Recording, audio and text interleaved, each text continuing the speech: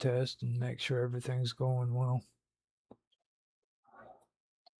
Yeah, I've got some sound effects to go on to automatic pilot. All right, let's.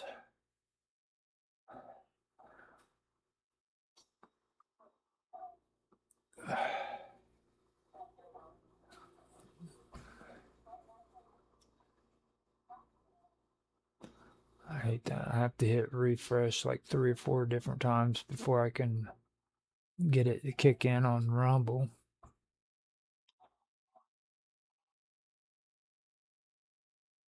Switch over here to the right channel on YouTube. Make sure it's playing on there. Take your time. We're getting the engines warmed up. We're up the runway. Always takes a while to get the last passenger on, you know. They're always waiting for someone. Okay, it looks like it is running on YouTube. I just have to wait so I can hear my voice. Take your time. We're getting the engines warmed. Okay, sounds good on there with your voice on YouTube. On YouTube, sounds good on Rumble. Kick is up and ready to go. Kick is up and I can hear myself there. So yeah, we looks like we are good to go. Twitch. All right, we've got all the different platforms are set. We have it all ready to go. So whenever you're ready, I'll do my countdown and.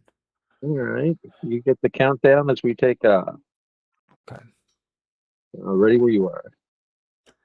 All right, here we go. 3, 2, 1, now. Hello, ladies and gentlemen, welcome aboard Clandestine International Airlines, Flight 17. We're on our usual chartered flight to Shambhala International Airport at an undisclosed location, somewhere in the Himalayan or possibly Himalayan mountains. If you have any idea of how that's actually supposed to be pronounced, please don't hesitate to say something in the comments. We always be corrected when we're wrong. We're going to be reaching our cruising altitude of 32,000 feet. And looking at the weather forecast earlier, there was some turbulence predicted ahead, but I think we'll be able to climb over that or sideslip it. And of course, you never know what else is going to be up in the air here with us, but we don't have to worry too much about that because we have with us my co-pilot and electronics warfare officer, Roger Hansen. Roger, good to have you with us again. Good to be here.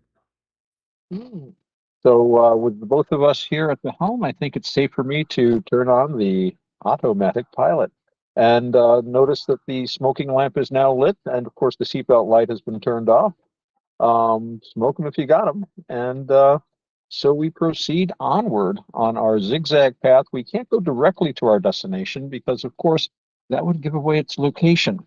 And we can't be doxing Shambhala. It's been a successfully kept secret for these many millennia, back before even ancient Atlantis and Lemuria. So we're not about to give it away by going straight there. So Roger, it looks like we've got another cold snap upon us. In fact, there was another snow pounding after we were hoping to put that behind us for the year. Anything hit you where you are?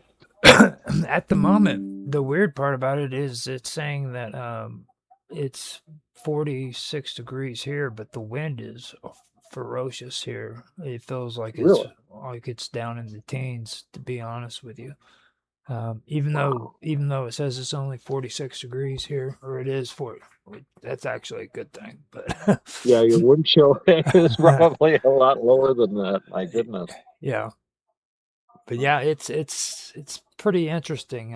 I've never had a day where it's 46 degrees outside and you really want to be inside so that you can stay warm, you know. Yeah. By this time in the winter, 46 sounds like, you know, Palm Beach. And but yeah, if it's that windy out, are you getting any rain or anything? Nothing so far. We've got maybe little bitty specks that came down about 2 nights ago, and No, they were just a little bitty. that's not too bad. Yeah. Well, we had just had down in I guess New Jersey got hit really hard, and parts of Maryland, New York City, Long Island, and I guess up into Boston and Massachusetts. Massachusetts in general, but Boston and Cape Cod got hit with amazing amounts of ice and snow. And blizzard conditions, they were saying 3 inches an hour in places in New Jersey. And it's just really amazing. I live north of there, in upstate New York, and we didn't see nary hide nor hair of it, to tell you the truth, which was quite a relief because we just had a large freezing spell followed by a whole bunch of snow dumped on us. But one thing that has happened, though, whatever this weather system was, we're plunged right back into the cold again. I think it's going down to 4 degrees tonight where I live. So, and that's Fahrenheit. None of that. None of that None of that metric Celsius. stuff.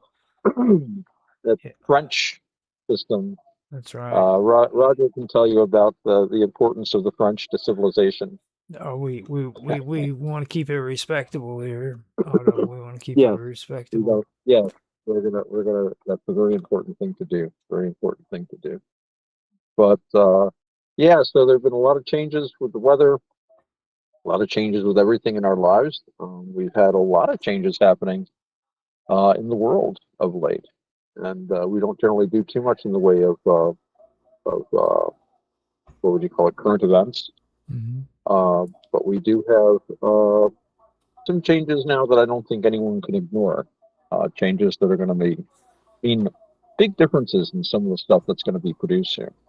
And I'm talking, of course, is that Bob Dub is back in Oh charge of yeah. the quantum gathering. Yep. And I think this is going to be an exciting time for us, Raj. What do you think? I think it's going to be pretty great. It'll give me time to focus on getting some cool background videos made, getting things edited out, and but just basically do what I've been wanting to do this year. Try to stay more Uh-huh. focused on the actual work rather than having to do the talking points or anything like that. You know what Yeah, I and the mean? live stream and organizing all that So. aspect of it necessarily. That all that production work, which is really key. Well, Mhm. no, you've been a stalwart pillar of the quantum gathering, and really, you brought your expertise. You brought people with you. You know, Mhm. you kept the show alive. I mean, you managed to get Mark Edworthy there. Oh, How Mark. many shows have the smartest guy on the internet in them? You Mhm. know, didn't he win smartest guy on the internet 3 years running? Yes, he did. He Yeah, did. yeah. He's shy about showing the trophies and stuff, but no, you brought guests, you brought your expertise, you brought your enthusiasm, and your editing, which has been just really amazing, really amazing. And just I can't even start. It is not my forte, not my forte. So no, you've been a pillar of everything, and you won't be going away from it anytime soon, I hope. But it's good that Oh you'll no. be able to reset yourself a little bit, and like you say, do more what you're oriented towards doing. Right. Well, it's like with your background video. I was finally able to get a new one put in tonight. If you go in there, you can see it. There's a cool. Well, the side effect that I had, or not the side effect, the effect that I had Yes, in. yeah, I have some of those too. We all have that. It's kind of staticky at first. You'll notice it, and then like I was able to finally get to working on that a little bit more, and I put some more stuff in there. And there's ideas that I've been having that I've been wanting to apply to that and Nice. the quantum gathering, but I haven't had time to. So I finally buckled down and said, "Look, man, you're just going to sit back. You're going to take time to get this done." So I went in and I did that, and that's really what I've got to do when it comes to all this stuff. I've got to, say, hey, look, no matter what's going on, I need to take time to work on doing better backgrounds, intros and outros, things like that. Well, I'm sure it's, a point where at least, with the things that whatever I'm doing is you some things you can just get done really easily, but Hmm. other things to do them the way you want to do. Yeah, like you're saying, you say to yourself, okay, I have to do this. I have to concentrate on this, and I know I can do it. It's just going to take me X amount of trouble, but I know what I want, sort of thing. So you're not settling for something that'll get by.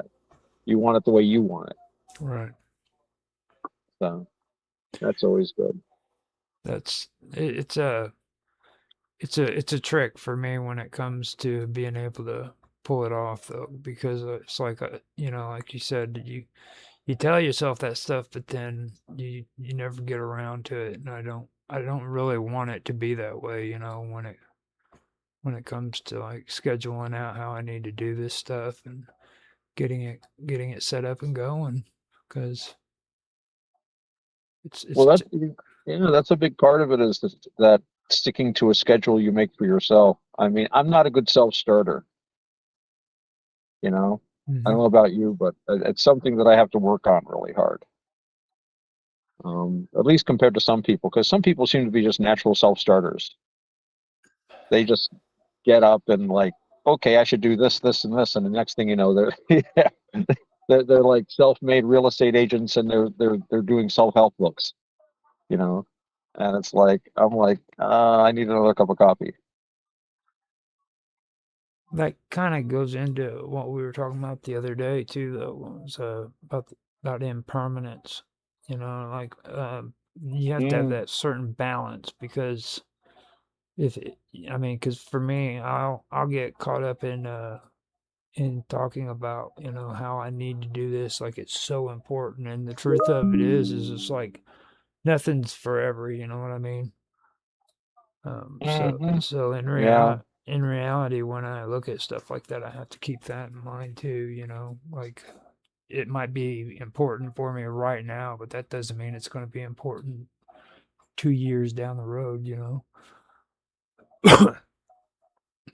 Well, there is that, and when you're dealing with impermanence, and of course everything that around you is impermanence. They're all sankharas, as they say, and things are impermanent. So that means that what we do about them is also going to be impermanent. So we're impermanent, and we're in an impermanent situation, and we're providing impermanent solutions. So as far as that goes, I think you've just got to, keep a sense of proportion.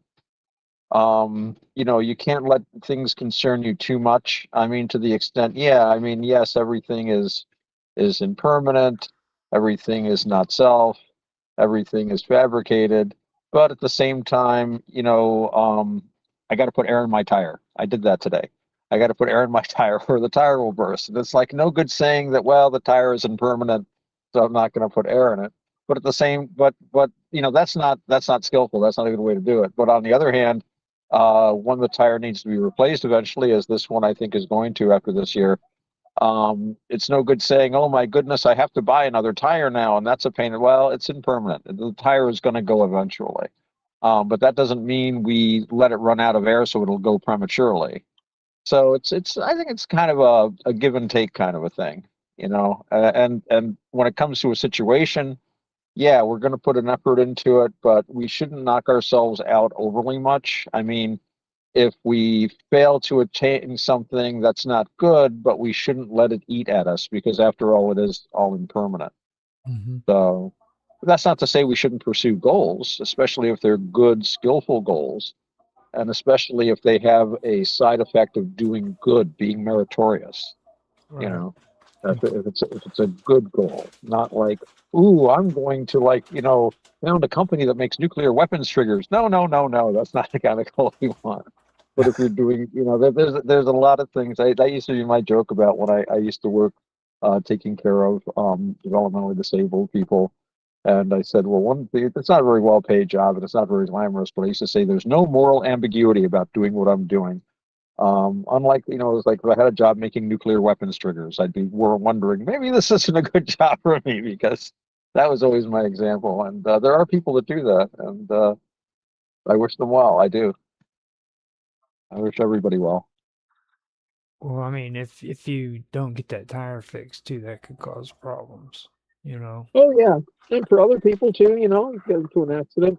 But yeah, no, yeah, well, in this weather, especially though, tires lose air. You gotta like Hmm. check pressure regularly. But we had a hiatus on being able to check the air. I forget what happened, and suddenly I'm like, I better check the air on these, and I did, and it was low, so I fixed it. That's what they call demonstrating agency. You can do it in very simple things, like making sure your tires have enough air in them. So, yeah. So yeah, impermanence. But it's something also that can give us reassurance as far as the big picture goes too. Hmm. You know, I think of that every time I just notice that I'm a little more decrepit. That's impermanence. Can't quite make it up the stairs as quickly as I used to. That's impermanence. They I mean, actually, what am I expecting, right? right? They actually have a name for impermanence in Buddhism, don't they? They call it like a, what is it, anaka or something like that. I believe it. It's Oh, you're thinking of anatta. yeah. That's interesting. That's the not self doctrine, which is interesting. I that's that basically that there's no there's no soul as we usually think of it. There's no ghost of a person, and yet in Buddhism you can take a birth as a ghost. It's a Hmm. kind of a subtle distinction. You're not really a person. You're the illusion of a person. Anika. You're well, yeah. Oh, Anika. Yeah, yeah. Okay. Yeah. Anika. Nothing is. Well, that's the thing. Nothing is permanent. You can. That's demonstrable. You just look around you. Things change constantly. That's why when you crave something that's impermanent, then by definition it's going to cause suffering because Hmm. you're going to cling to it, and you're going to cling to something that's going to go away, and then you're not going to have it anymore, and you're going to suffer because of it, and you're going to cry and be really upset that it's not there. And yet, if you knew it was going to go away all the time, it's like crying for a shooting star. You see a shooting star, it's beautiful. It's gone in a few seconds. I want my shooting star back. If it was still there, it wouldn't be a shooting star. It would Right. just be this thing hanging in the sky, and you probably wouldn't be as interested in it as the other half of it too. So, but It, yeah, impermanence is basically a part of just of everything that you encounter in the world around you. It's intrinsic to everything. If it's born, it dies. You know. and just so everybody knows, I'm not smart. I had to actually look it up to find out that the word was Anika. That is what the internet is for. We have the Yeah. internet at our fingertips, and we're here to. I look stuff up all the time too. It's a very important thing to do, and that this is good use of the internet. Much better that we look up things and get information about stuff than we use it to do things like, I don't know, there's people that gamble online and lose all their money. So yeah, there's worse things to do with the internet. Well done, Rod. Yeah, And I look up stuff all the time too. It's what we're supposed to do. that would have But yeah, driven me nuts if I wouldn't have done that, though. I would have. yeah, I said especially I'm going off on Anata, Yeah. but yeah, Well, I mean, and Anata is a good topic too, though. That's actually pretty that good. people get tied up in knots about that, and it's difficult to understand because, and I don't pretend to understand it very well myself, but in Buddhism, there's definitely said to not be a self. On the other hand, there's also not a self. It's one of those things I think the Buddha just didn't want to talk about because words don't work, and anything you say about it is going to be misleading. So I guess one way of looking at it, I've been told, is so we should get Panibasa on here because he's really good at this one. But if you claim that you have a self, you're clinging to the idea of a self. But if you also say that you don't have a self, that is a form of clinging to a self as well. So it's not that there's no self, but that is not self, and it has nothing to do with self or no self, but beyond both. And I suspect when you get into verbal arguments like this, I mean, all about the wording and how it's put. Um, you've got something that's difficult to communicate with words. And Buddhism is full of stuff like that. I mean, it's a mystical path, right? And by definition, a mystical path goes way beyond words. And a lot of the times we know the Buddha would put aside questions as that isn't relevant, this isn't relevant. I think he tried to pare down things as much as possible. And then, of course, he passed on, entered parinibbana, as we say, and immediately things started to get elaborate. And I know that the Pali Canon is as close as what we can possibly get to having the original words of the Buddha, but still not quite the original words of the Buddha. I am sure there has been a certain amount of accretion, a certain amount of glossing, a certain amount of scribe saying, he couldn't possibly have meant that. Couldn't possibly. He's got this backwards. I'll fix it. So the other guy must have heard it wrong or something. And you can kind of make stuff out like that. You know, it's like the bits where the Buddha is, I forget how tall, 54 feet tall, and stuff like that. I don't think that's actually the case, but it's more difficult with ideas of doctrine, especially because it only takes a word or two here and there to obfuscate something that's already complicated, and you're using the language in a nuanced, meaning specific way. So Buddhism, when use the terms of the language of the day-to-day language around them, but they use the words in specific ways to Buddhism, like Dhamma. Dhamma, it's usually called the Dhamma of the Buddha, long form, but the word Dhamma has come to more or less mean, when people say it, the Dhamma of the Buddha and his disciples. But Dhamma meant originally any way, any path, and in Hinduism, like the idea of a Dhamma, it's very close to the Greek idea of logos. Mm-hmm. Not just the law, but also the order of things. And instead of it being a Dhamma, like the Hindus would have the order of things that can be related to the immortal gods that, made all the different castes, and everybody had their place in the social order, and it was integrated. You had all the gods and deities of particular castes and particular jobs and stuff. This was a Dhamma of a practice, an ascetic practice laid down by the Buddha, and so it was a break with the older religions, and again, in many ways, wasn't really addressing the same questions or issues that we in the West would expect a religion to address. Although, obviously there's a certain critical spirit. I think in Buddhism, but I'm not an expert about the Buddhist Hindu kind of friction that existed, certainly. But I know Buddhism did appeal to people in lower socioeconomic classes a lot of the times, because it was like a casteless thing. Yeah. When you joined the Buddhist Sangha, the Buddha said you are now one of the noble caste, the Arya, of which he was a member. So it was a way of basically making, throwing caste aside and starting fresh.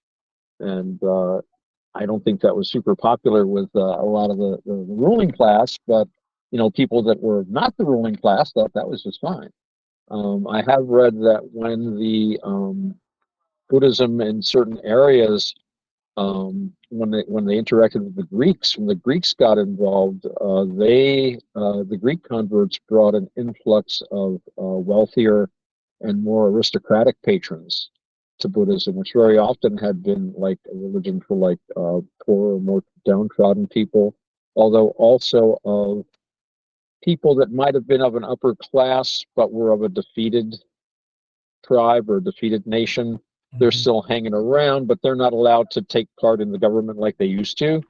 We'll be Buddhists kind of deal. So, and then of course the Greeks got them making statues, and then all bets were off. It went downhill a little bit. No. Not at all. For me, when it comes to determining what's Greek and what's Buddhist, it's kind of tricky, because it's like when we were talking about the tree, the Buddha, the Bodhi tree. Right. I mean, that's kind of symbolism too, right there. So it's kind of tough, you know what I mean? Because even before the Greeks got there, there was a certain level of Buddhism, like you said before, or a certain Oh yeah, yeah. level of There were Buddhist ideas in the country, just like there were Hindu and stuff like that. And actually, Hindu, we can get in a whole discussion of the word Hindu and what it means as far as religion goes, because really that's just kind of something I've heard that the British came up with for all the different religions that are followed. But really, that some people worship Shiva, some people worship Ganesha, some people Krishna. There's all these different religions in India, and they're not necessarily all one big religion. They're just a bunch of little religions that just get along with each other. But yeah, so you had basically pagans and Buddhists and and a lot of tolerance between them. But the Greeks were like always anxious to find their gods among other people. So I think when they got to India, like I've heard, like they thought of Krishna as Heracles, believe it or not, which I thought was kind of interesting. Yeah. Yeah, that is kind of interesting when you look at it. I was talking to you the other day about Hercules. I believe it was the part where, like a lot of people miss the story in Hercules where he freaking flips out and kills his whole family. Oh yeah, yeah. You know what I mean? And then you were talking about the hero that always Being a does. scary figure. Yeah, he's not always a nice hero. Heroes are very dark and powerful, and well, even they in were. storytelling too, we were talking about how there's always that big strong guy that makes a mistake and then ends up running off of a cliff or killing himself because of it. Well, that was the guy that he was the really strong guy, and he apparently just went crazy. I believe it was something like he went into a schoolhouse and pulled down the schoolhouse. A bunch of kids were killed, and he ran screaming off of a cliff and died in the ocean. And the people were just, their jaws dropped. This must have been a visitation of the god. This is just like this little farming community in ancient Greece or somewhere. And they were told by the oracle. They went to the oracle, which was the religious authority, and they said, build a grave and offer heroic sacrifices to this guy. Sacrifice to him as a hero, which meant feeding his spirit in the afterworld so that it would have sustenance so that it could think clearly. And this would also keep it from maybe necessarily haunting the place.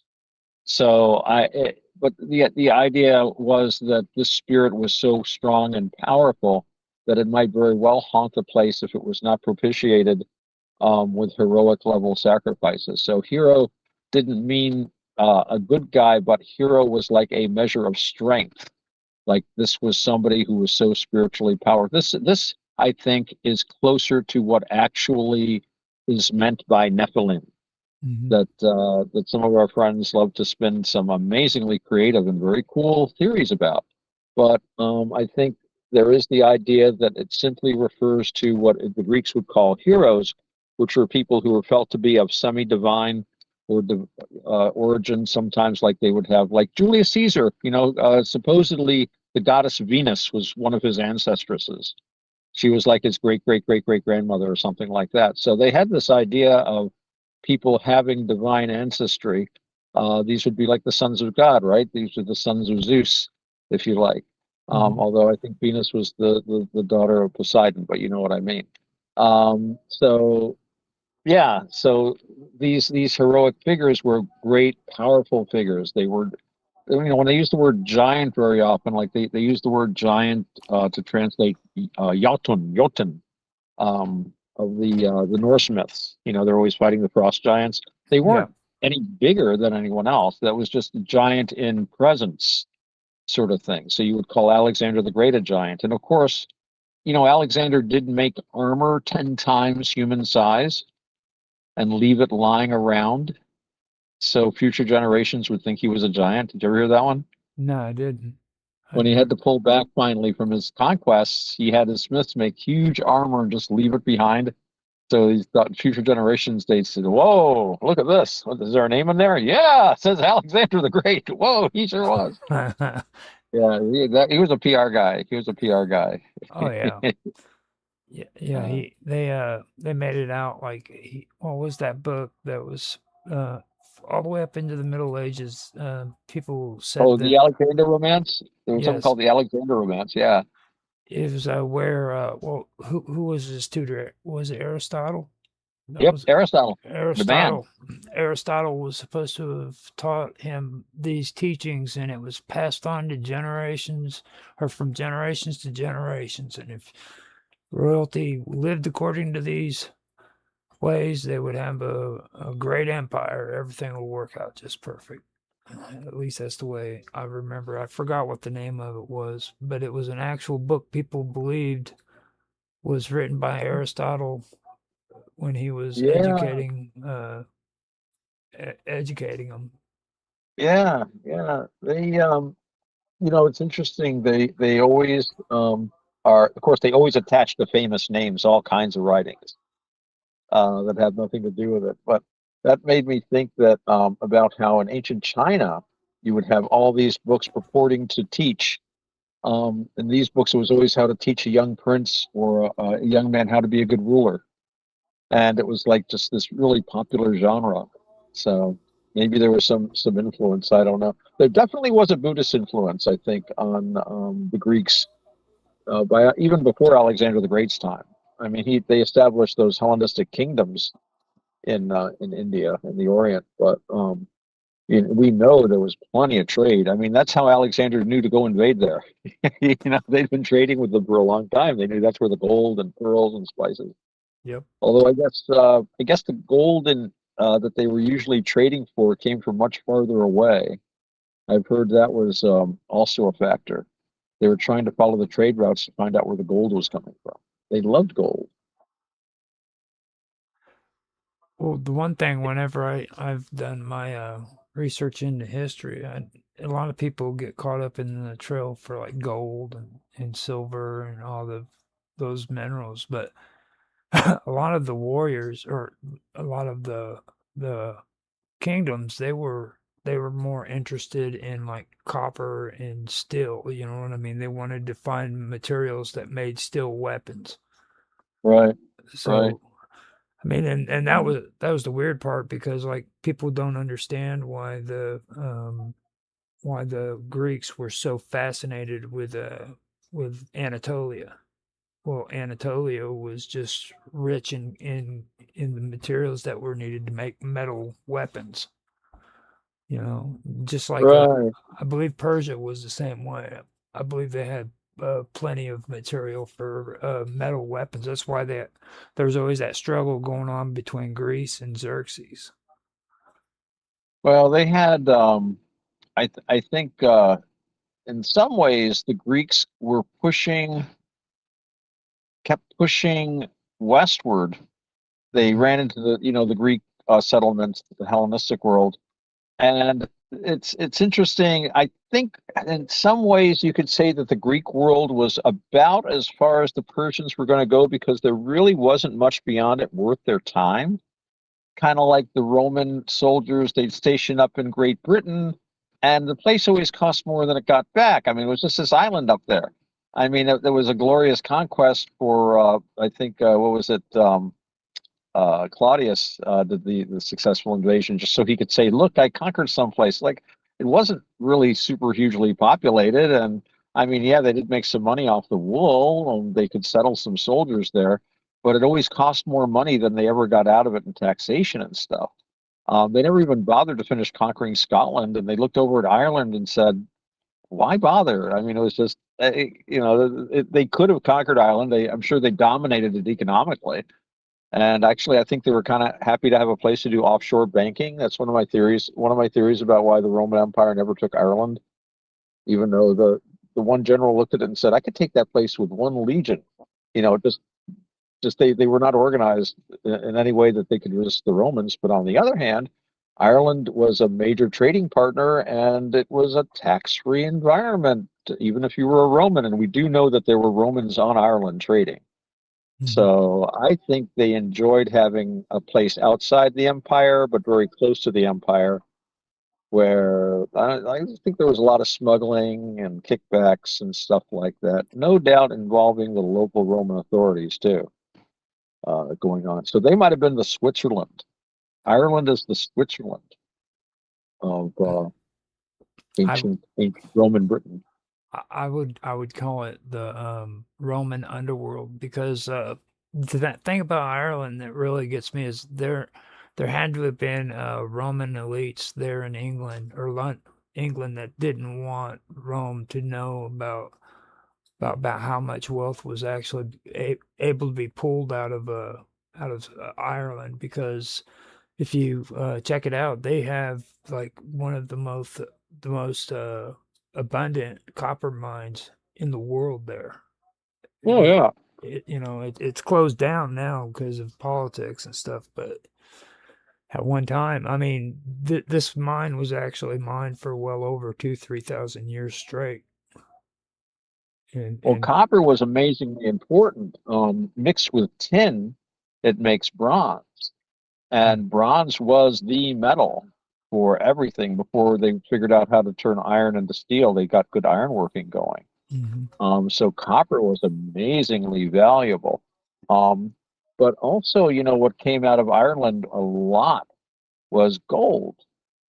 Yep. And yet, I don't believe there are any operating gold mines in Ireland.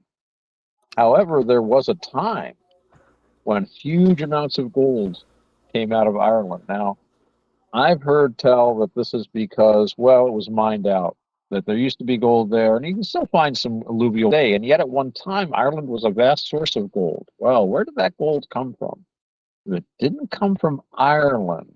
I suspect it came from Central and South America. I think the ancient Irish were voyaging down there, and down there, those people treated gold the way people in Ireland treated copper. They probably could trade it on a one-on-one basis. And of course, the Irish were just going to say, "Oh, we pull it out of the ground." They're not going to tell you where they get it because you can go there and get it. Mhm. I mean, the way what the Central Americans and the South Americans, the ones that had access to gold, especially in Central America, gold was such a common metal to them. I mean, it was a sacred metal and this and that, but they didn't put any kind of real value on it the way just about every other person on the planet did at the time. Mhm. So people would have been amazed to show up here and just, oh yeah, you can have that. Well, it's just a doorstop. Oh, yeah, thank you. I mean, maybe not quite that bad, but it was just so Ireland had just huge amounts of gold came out of Ireland at one time, and then all of a sudden it stopped.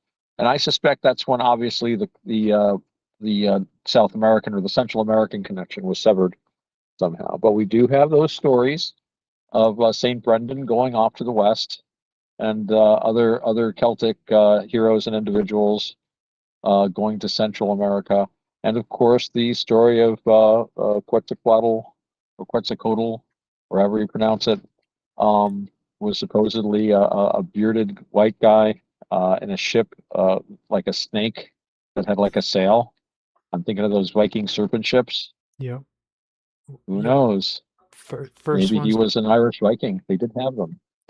first ones to supposedly land in the Americas was supposed to have been a the gods that they worshipped them was supposed to have been a white skinned bearded man who ended up being Quetzalcoatl, wasn't it?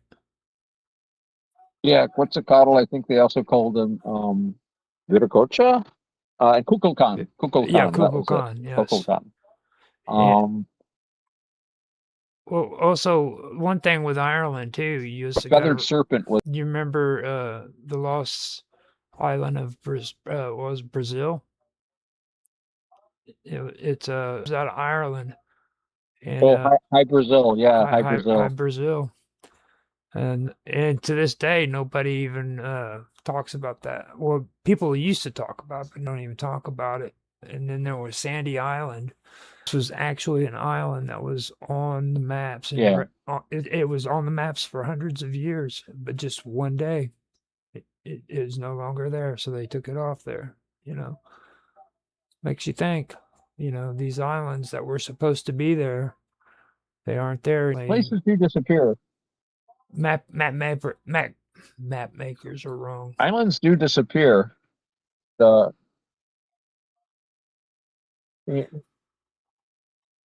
your sound is getting Let me your, check. your sound is getting distorted there Let me a little see bit. real quick. Yeah, it says the internet's messing up on me. Can you hear me all right? Yeah, your sound is a little. Okay, how's that? Is that better? You Maybe there? you could turn it on and off. Oh, so far so good. Okay. Yeah, you were started to sound like kind of distorted, Yeah, I but you sound okay now. yeah, I think it was giving me a little bit of an issue Maybe there you for a just needed to second. reset or something. Yeah, I turned the mic on and off real quick. Yeah, But good. yeah, Good. yeah, it's You like know, these Western islands, are, it's an old tradition, and I think you can tie it into. Actually, somebody was pointing this out to the Odyssey when Odysseus he goes to these people, the Phaeacians. I'm not sure how you pronounce them, the Phocians, mhm, Phaeacians. Anyway, these guys, they're all the way to west. They're the sons of Poseidon and the daughters of Poseidon too, and they have like mastery over the sea. They can take them. They take them right back.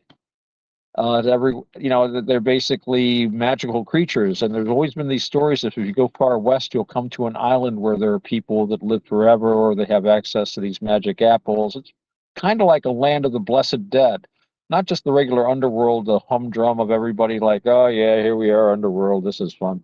It's a place where they've got like parties and stuff like that. But it always seems to be an island in the west, and it's always very difficult to get there. Well, to get there alive, anyway. the thing But about I think there are actual islands that have disappeared too, mhm, because there is volcanic action, and I know there's been reported, and they find stuff under the water just a little bit where they sink sometimes, mhm. I know and islands appear too. when I finally get down to it, I'm gonna start doing research on that because I've noticed that it's not just one or two. There's actually a whole list of islands that they've just decided to take off the maps from the 1400s all the way up to now, which I do find that really interesting. You know what I mean? Does that make sense?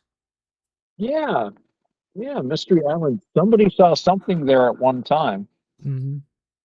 so And it gets you wondering because, like, especially when I made reference to Sandy Island, there's nothing significant there. There's really no reason why that island should have been like kept as any kind of a secret. So maybe it was a misidentification when it comes to sailors, but I seriously don't understand how that could have been on maps for hundreds of years and it just decided one day it wasn't there and they took it off there. You know what I mean? Nobody ever I, questioned it. I know that a lot of the times they would depend on like sailors to tell them, hey, we saw something here. And you're a captain on a ship, you see an iceberg, but it's not moving, it's covered with birds and it's dirty, so it doesn't look white. And you say, oh, look at that little rock, it's all full of seagulls, it's at this latitude, that longitude. You get back, it's published, and some map maker says, well, if it isn't there and I put it there, no harm done. If it is there and I don't put it there, someone might run into it. So you err on the side of caution and you put it in, but then after like 8 or 10 people go past and say, "Oi, I didn't see a thing there," they Right. go, "Oh, well, it must have been." I know that happens sometimes. What the odd ones are when like more than one person reports it, like it's been reported there over time, and then all of a sudden people stop mentioning it, and it's like, what the heck? And I mean, I think sometimes, like, I remember one example I read about years ago where they basically, if you go there like 5 or 10 feet under the water, you can see the shape of what used to be it wasn't a big island, it was just like this rock, and they figured, well, they have volcanic activity and subsidence. Sometimes you get a mountain slip, and it just went down like 5 or 10 feet. And of course, sometimes you get them built up from that. They had that island somewhere near Iceland or something, where just like a volcano went off offshore, and look, they got a new island. You know, so it's a constant thing. But some of them are the weird ones are the really big islands that suddenly aren't there anymore, and it's like other people saw this. I mean, I guess sometimes I think it's just they got the position wrong, especially in the early days. They might not take quite the right reading, and it's actually, the island is like actually 20 or 50 miles away or something like that. That's usually pretty explainable. It's like, wow, Horseshoe Island isn't here, but look, here's an island just like a horseshoe 25 miles away. I think that's it. You usually figure that out. But yeah, there's some things and there was like a whole land up near the North Pole that somebody saw. I can't remember the name of it now. They tried to find, they couldn't. Oh, Yeah, see, I think that was actually England. That they what was it? They had I know what you're talking about. It was like a far off land, yeah, and they were mentioning it. You had to go through the the the Gibraltar. You had to go through Gibraltar, and then you had to go up. Something about Atlantic, Atlantica, maybe. yeah, I believe is because I know they weren't talking about Atlantis. I mean, Atlantis, they had their own stories on that one, but this one was like Atlantica or some name like that. It was before they knew about England, or most people knew about England. It apparently had been discovered way before what people believe it was, but it wasn't well known. You know what I mean? right. Um, Well, I know that they had a lot of weird ideas about the way the Earth was constructed, and a lot of them had to do with what they wanted to be. Like they wanted the Northwest Passage, they wanted the Northeast Passage. Um, I was reading about when the British, the English back then. Well, they were British. But anyway, they were English mostly, and the English were like exploring, trying to find a way to get to China by going east through the Arctic Circle, past Russia and stuff like that. And there's really no practical way to do that. I mean, you can eventually get there if you're lucky, but they were looking for like a major trading hub.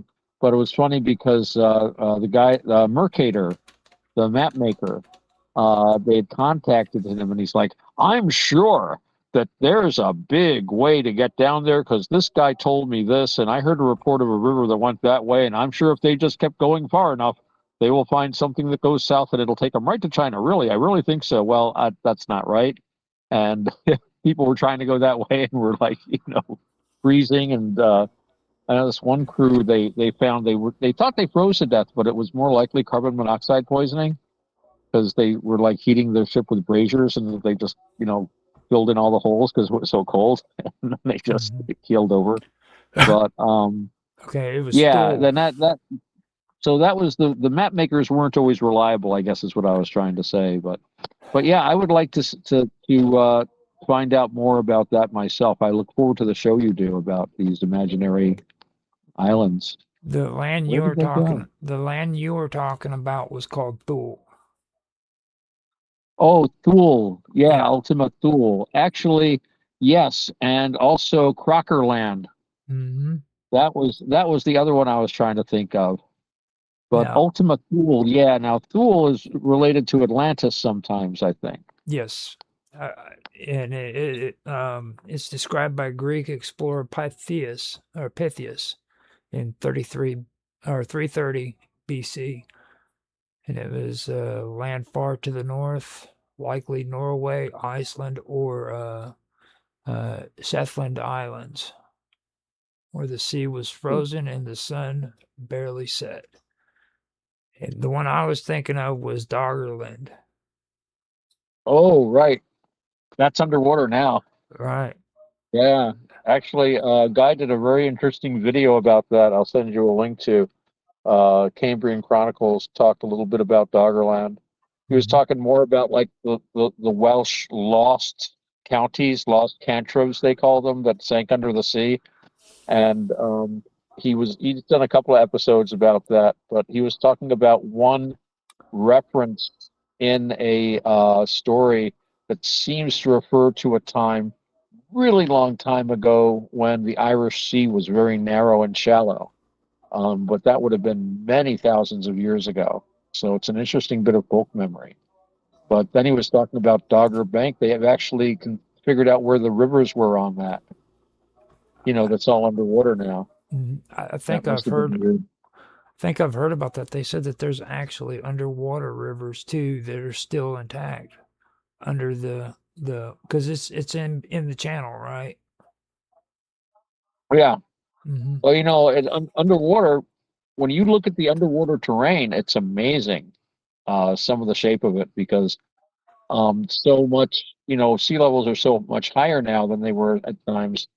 If you look at near India, right off the coast of India, there's like this long flat, it's the continental shelf now. At one time, it was above water, and there's this whole river system you can see. It's just amazing, and I know they found villages and stuff under there. I mean, apparently, I don't think it was a huge flood. It just kind of happened slowly, but must have kind of sucked. Hmm. I would have loved to been able to go down there with them when they did the scuba diving because they said they found old villages that were still intact, Nice, and nice. at one point you could literally walk from England to France without any water whatsoever. Yeah, That yeah. is, that is Must have been amazing. yeah. All those French people coming in.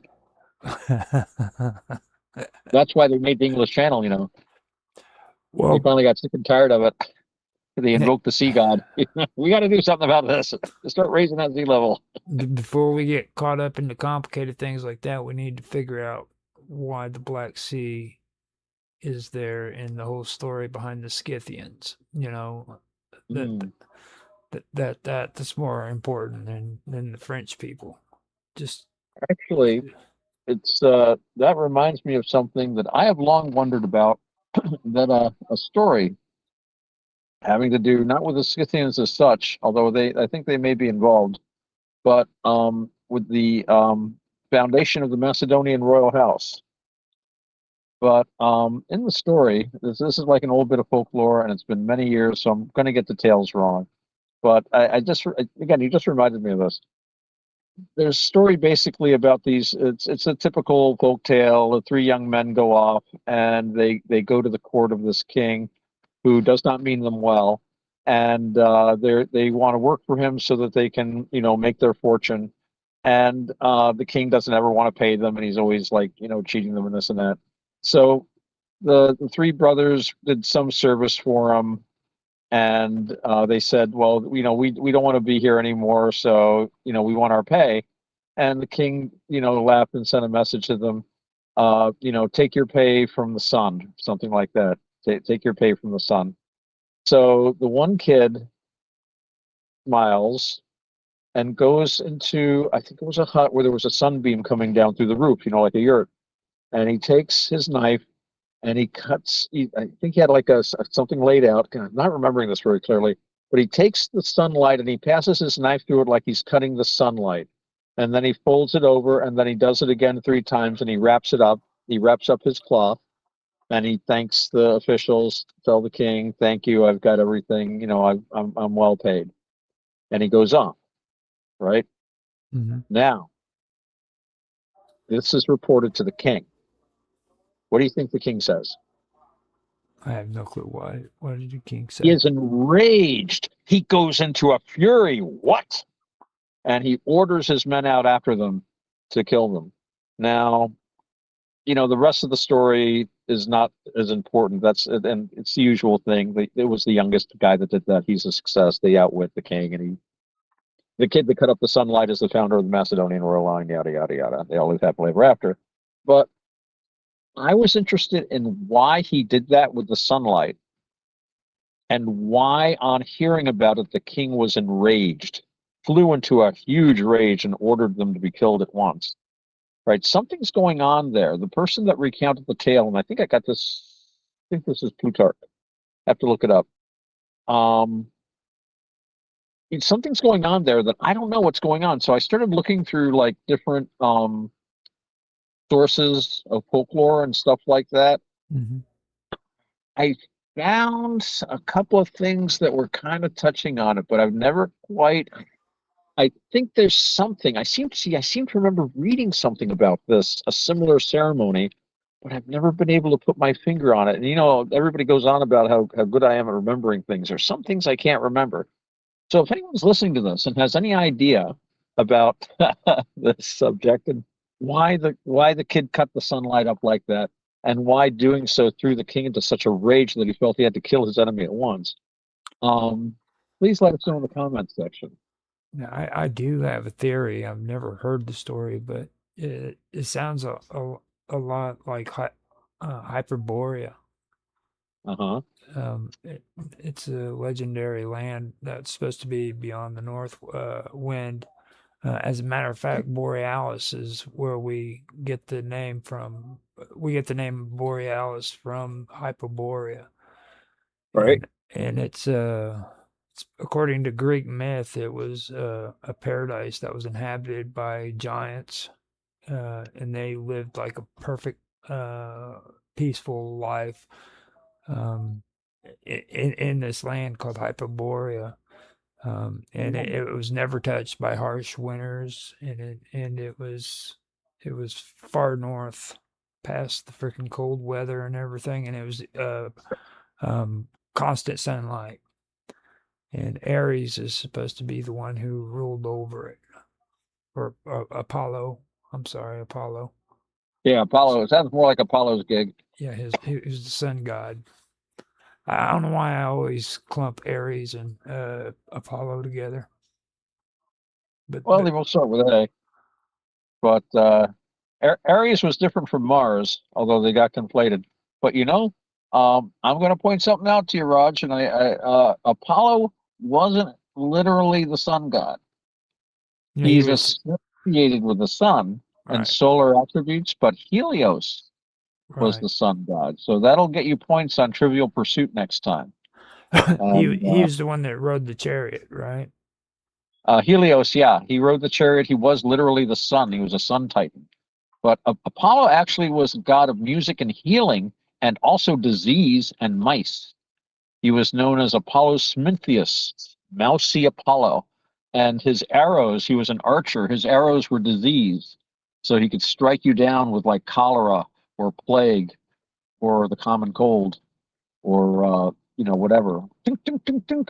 So, like, if an army displeased him, they would start dying of disease. They didn't know they just didn't dig toilets very well or do anything like that. They said, Apollo is shooting us with arrows. But interestingly, he was known as Mousy Apollo, Apollo Smintheus. Nobody's quite sure why, but it shows he's probably a very, very archaic, very old god. But definitely a solar god. Definitely a solar god. Yeah. Um, what was to say?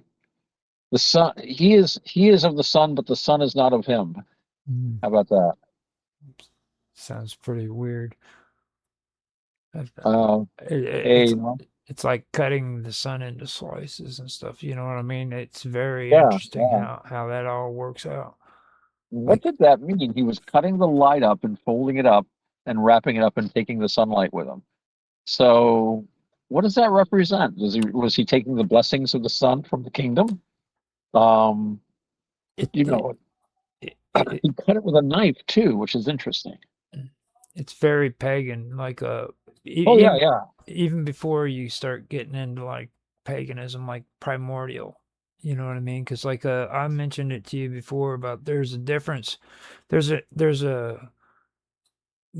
actual difference between Kronos and Zeus, and that's the difference is there's There's primordial, and Right. then there was the new age of the gods. You know what I mean? The more that they considered it the more intellectual belief systems, I guess you could call it. Like Kronos was the primordial deity.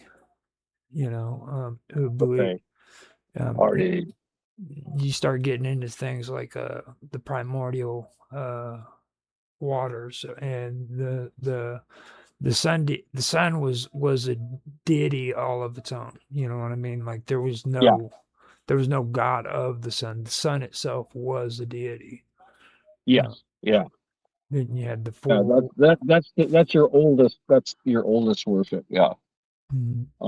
That was actually something that the ancients pointed out. I don't remember who was, probably Plutarch again, was writing about how um, they worship the gods, but the Persians worship the sun itself or fire itself.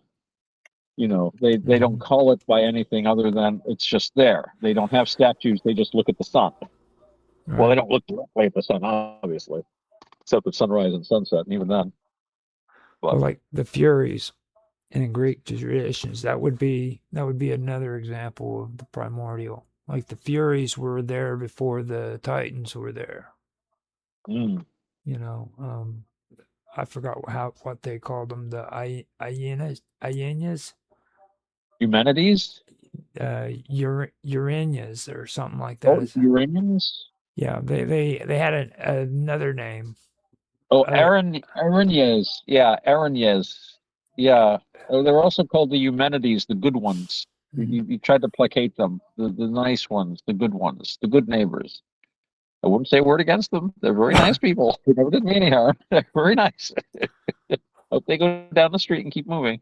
Right. Um, yeah, well, I think that you've got in a lot of these Indo-European, Indo-Aryan, European mythologies, you've got different sets of gods. You've got the Aesir and the Vanir, or actually it's the Asya and the Vanir up in Scandinavia, and then you've got the Asuras and the Devas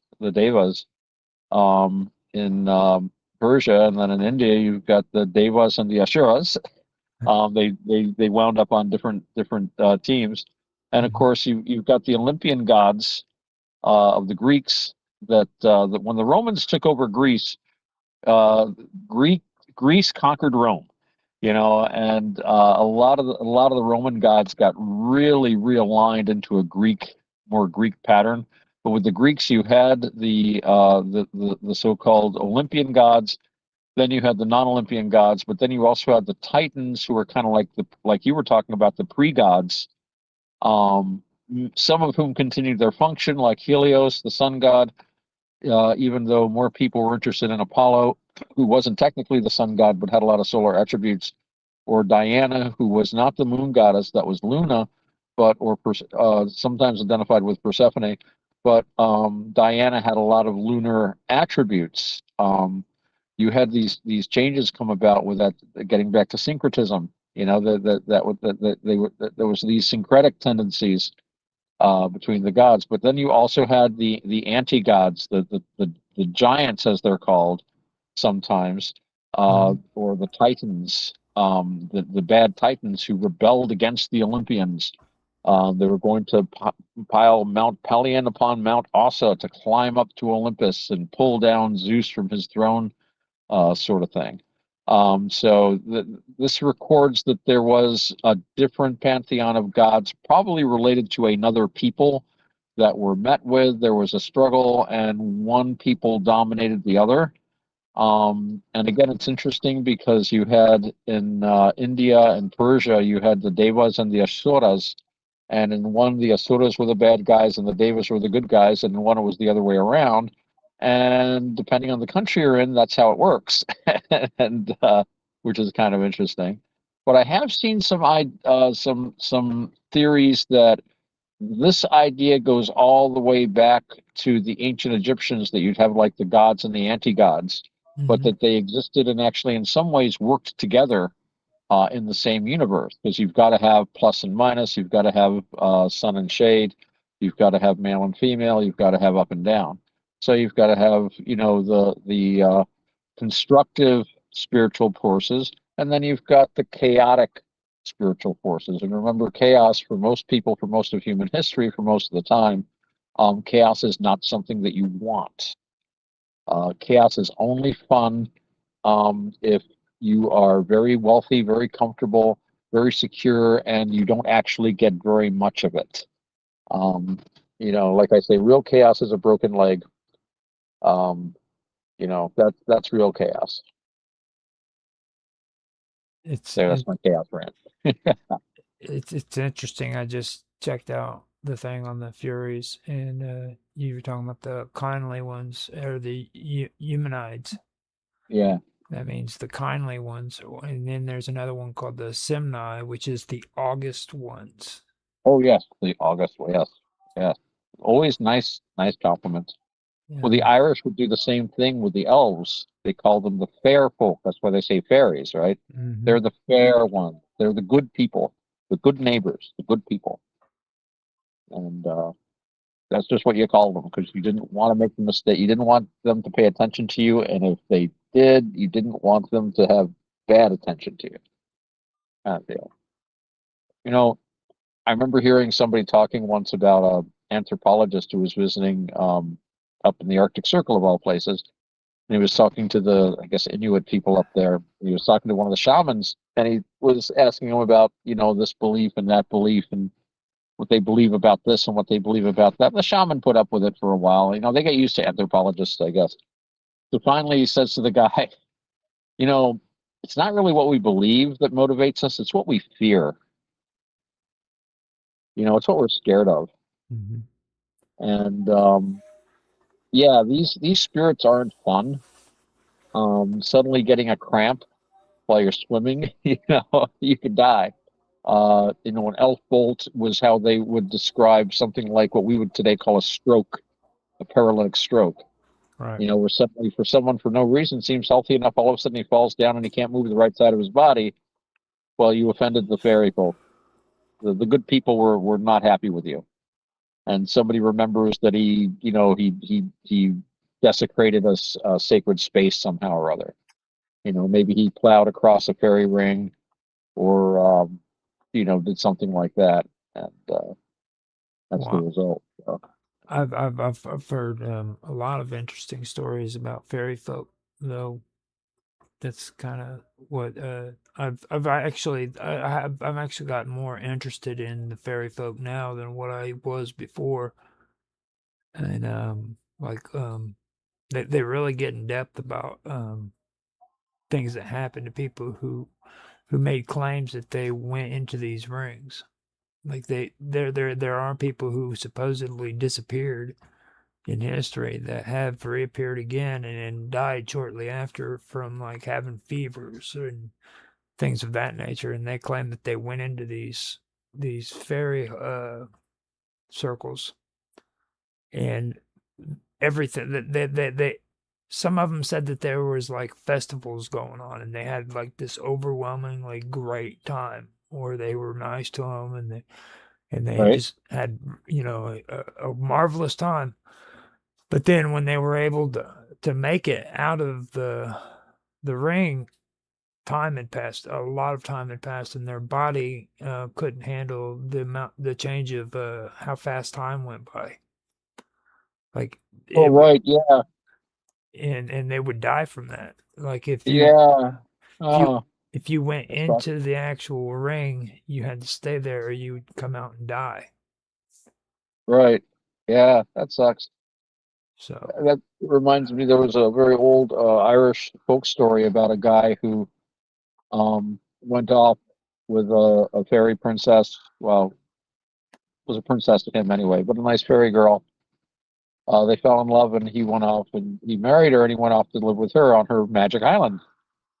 And he was there for like 100 years or something. And of course, nobody ages there or anything like that. And he says, I really want to go back and see my old friends in Ireland. And she's like, no, you can't go. And he says, oh, come on, please. She's like, all right, you can go if you got must go. Take this horse.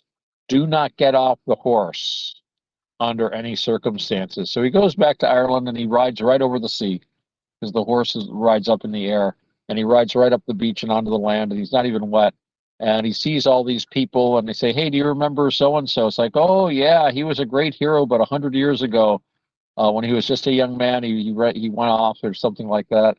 And so he's riding around and talking to people and hearing about his own legend, and he sees these men trying to move a boulder. Says, "I can help," without even thinking. He jumps off the horse. The minute he touches the ground, he's 127 years old. And just keels right over like Rip Van Winkle.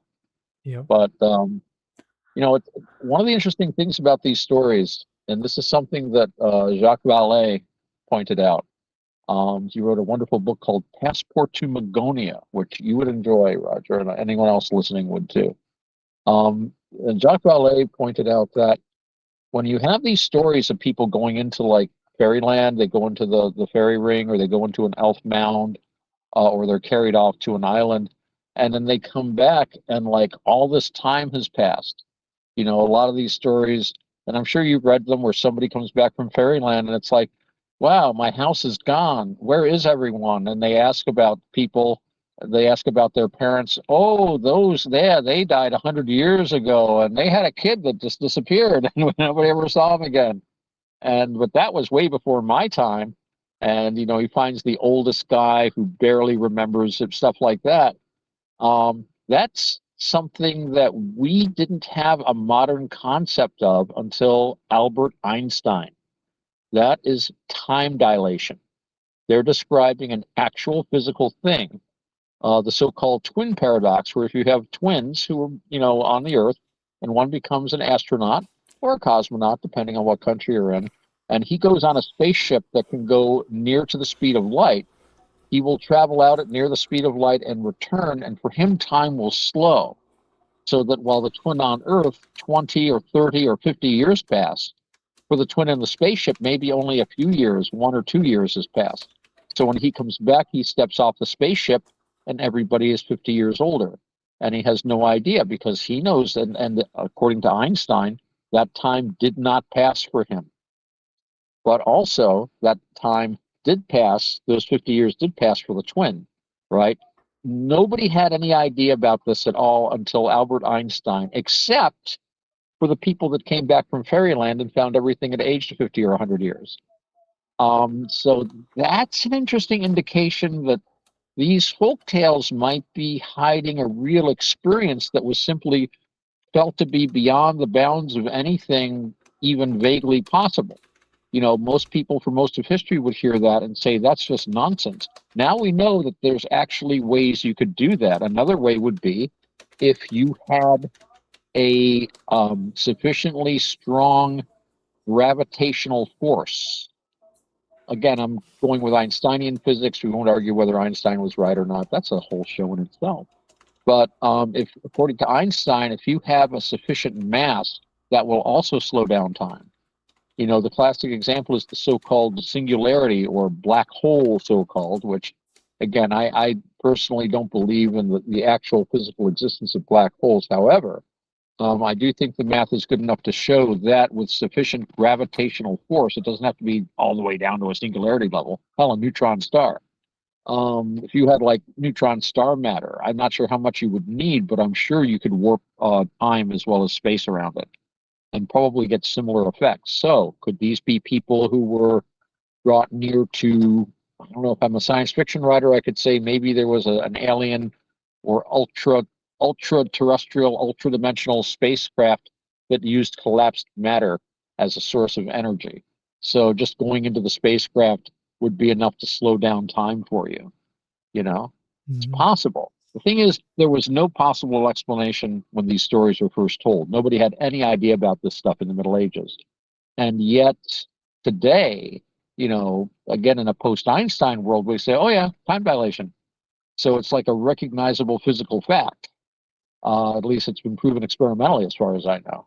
So that indicates there's something going on here, Roger. Something going on a little more than we might think. Well, I've been saying that for a while because I mean, you know how I get when it comes to Castor and Pollux. I was talking to you about Helen of Troy before and about Mm, the cosmic egg theory. Um, mm. and like when you were talking about these strange things when it comes to twins, like Castor and Pollux and Helen Mm. and her sister. They were all twins born at the same time from two separate eggs. Uh, That's right. And as I remember with Castor and Pollux, one of them was mortal and one was immortal. Same with The Helen and one, yeah, because it I think who was it? Castor and Helen were the ones that were born immortal. I think so, yeah. Although I think there was a deal where Castor and Pollux would switch days Yes, yes, that's it. because they loved each other so much. One of the interesting things I always liked about Castor and Pollux's iconography, even back in the ancient days, was when you saw them, they both wore an eggshell for a helmet. It was Hmm. their eggs that they'd been born out of, and they wore them as hats. That was kind of interesting. So they were the If original eggheads. mhm. So if you see a young man on a horse with an egg for a helmet, you know that that's one of the divine twins there. Uh, So when I think about a lot of that, I think about how interesting it is with like especially in Greek uh uh stories they always talk about the cosmic egg and how a lot of people or a lot of these deities or supposed deities are hatched from eggs, and the egg is actually very very important. Like the yolk, I believe, is even the yolk of the egg is actually a spiritual thing in Buddhism too, isn't it? The yolk. um, Probably. It's not something I'm personally aware of. I never got much into Buddhist eggism. It sounds like a Mahayana kind of thing, though. It Wouldn't probably be is. surprised though. The egg is like almost universally a symbol of life potential. And I've always felt the yolk is particularly important. That's why I always get my eggs cooked over light, so I can dip my toast into the yolk. And I often add a little salt and Tabasco sauce to a runny yolk. Nothing like it. The most interesting thing about Pollux and Castor, though, for me, is St. Elmo's fire. Yeah, You that's know, cool. now that is really an interesting topic. I haven't talked about St. Elmo's fire the whole time that I've been doing this stuff, but I really do love the whole concept behind it. Well, of course, they would call them the Dioscuri, the heavenly twins. They were famous patrons of sailors, and I think it probably had to do with their constellation showing at a time that was seasonable for sailing, or so they say. Pardon me, but they were traditionally guardians of mariners, and Hmm. with Christianity, folk religion doesn't really change much, or it does change, but like over time. And sailors, especially, are very deeply superstitious. And on top of that, nobody's going to mess with them much because they want to get their merchandise somewhere. So for sailors, when St. Elmo's fire happens on a ship, and it's usually like the masts and things like that, they would say that was the protection of the heavenly twins, and that meant that they would make it through the storm. And Hmm. lo and behold, they would make it through the storm. Whenever they saw St. Elmo's fire, and they would get to port, and they would tell everyone, "We saw St. Elmo's fire." Well, they didn't call it then. They would say, "The twins came to us. We saw them on the ship. The ship glowed, and we got safely home to port." And so the story spread that if you saw this, you would get safely home to port. Now, Roger, I'm sure as a thinking man, you instantly see that there were probably other ships that had St. Elmo's fire that did not make it to port. However, they never reported this fact. So there was this uniform feeling that if you had this, you would make it to port. I hate to burst anyone's bubble about any pagans out there and the efficacy of the divine twins. And I could be wrong because I haven't heard those reports either. But this is just something my postmodern skeptical mind instantly rises up. But but anyway, I'm just saying this is how you can see how this belief would come about. That this was a very lucky thing, because obviously the only people reporting it were very lucky that they got through the bloody storm. It's sort of like having cats on ships. There was an anti-cat backlash at one point in Europe, that you can read about with Christianity, especially. Um, but not with sailors. Sailors always loved cats. And again, nobody was going to mess around with these beliefs too much. They're very, very entrenched, and there was no real motivation to change it because you wanted ships to get there, and you're not going to get any sailors on a ship that doesn't, follow this. But the thing about having a cat on a ship is if you went to sea without a cat, the rats could run riot. They could eat the rigging. Suddenly your sails aren't working. With cats, you don't have the rats nibbling your toes at night. Your supplies are unhindered. The ropes don't part suddenly. And very importantly, cats can tell when bad weather's coming. If you're a cat owner, you may notice your cat behaving oddly before a storm or something like that. So they'd have like a little walking barometer. So yeah, a ship with a cat or three on it was a hell of a lot more likely to make it to port. I mean, there's good reason for some superstitions, I guess, is what I'm trying to say. And when Europe became Christian, this level of folk religion, it's like when I've talked about Buddhism coming to different countries where people don't stop believing what they believe, but they believe it through a different kind of a lens. I was talking to Tan about, you might have seen me posting about that documentary about this small church and the saint in Wales, and I posted another thing about all these disappearing churches. And what's interesting is, you've got all these little saints that pop up.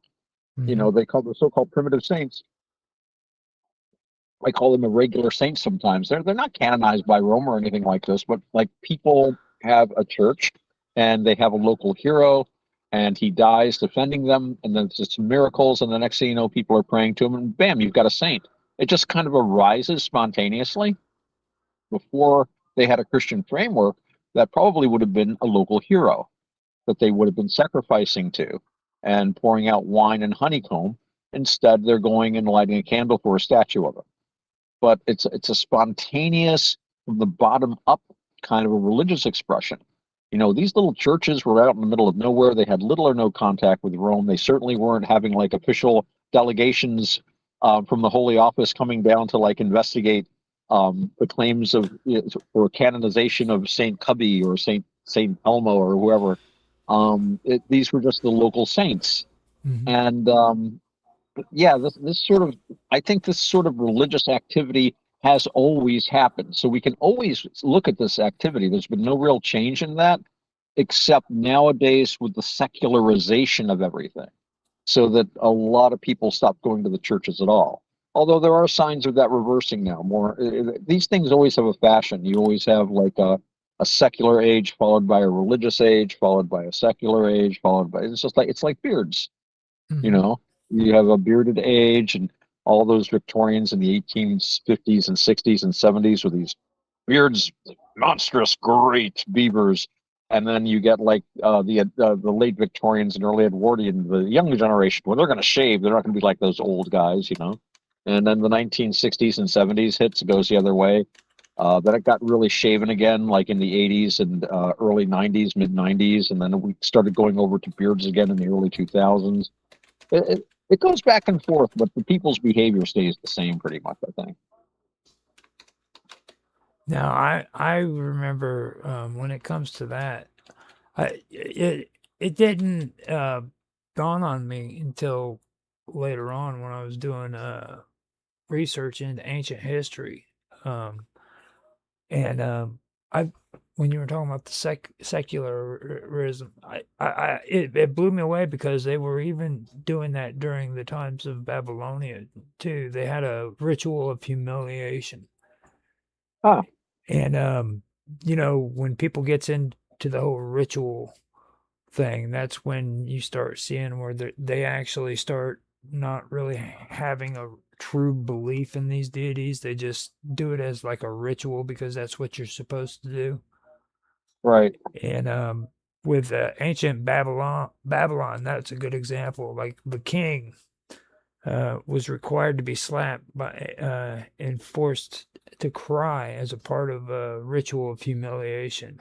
It was during the Akitu, the New Year festival, and I found that interesting that the man who ruled over Babylon had to be slapped by the high priest, and it had to hurt so bad that he had to cry in front of his people.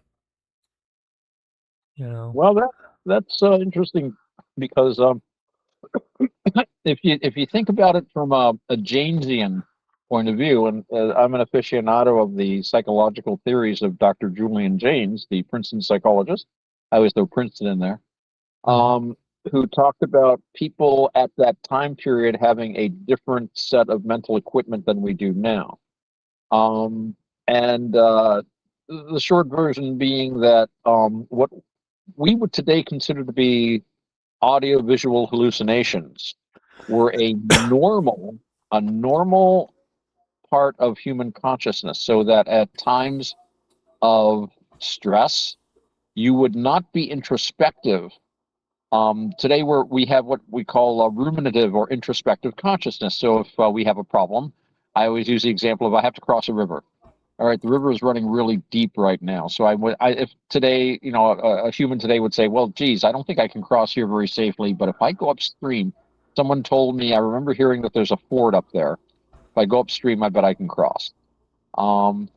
That's not how it would work. You'd come up to the stream, and according to Jaynes, people kind of lived in an eternal now all the time. They're just like bopping along. They see the stream, but they still think about it, but the way they think about it is different.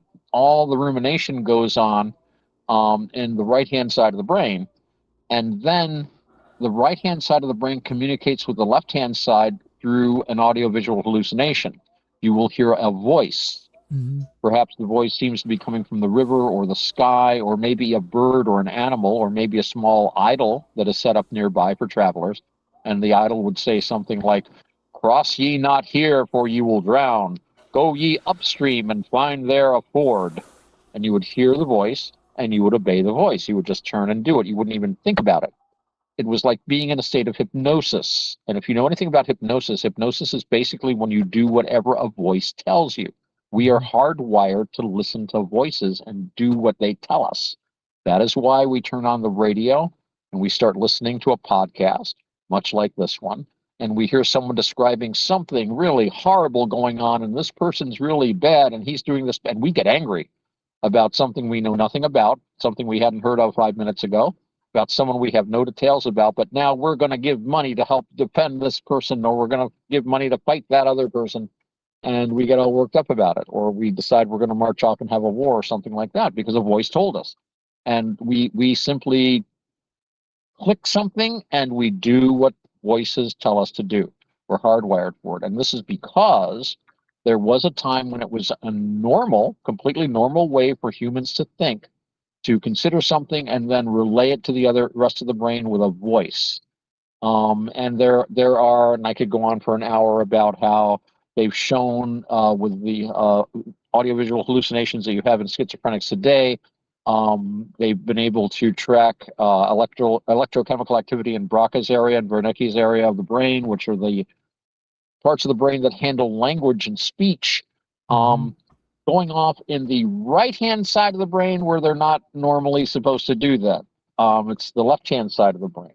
So this lateralization of brain function was a lot more pronounced in the bicameral age. All that being said, now that we've had this very brief discourse, getting back to the ceremony of humiliation, the guy running Babylon, what we think of as the king, was not really the king. That was not his title. He was the overseer of the god, and it was considered that he was just the manager. He was the straw boss. He was the field hand, the chief field hand for the god, and he took his orders from the god or from the priest or priestess or whoever was representing the god.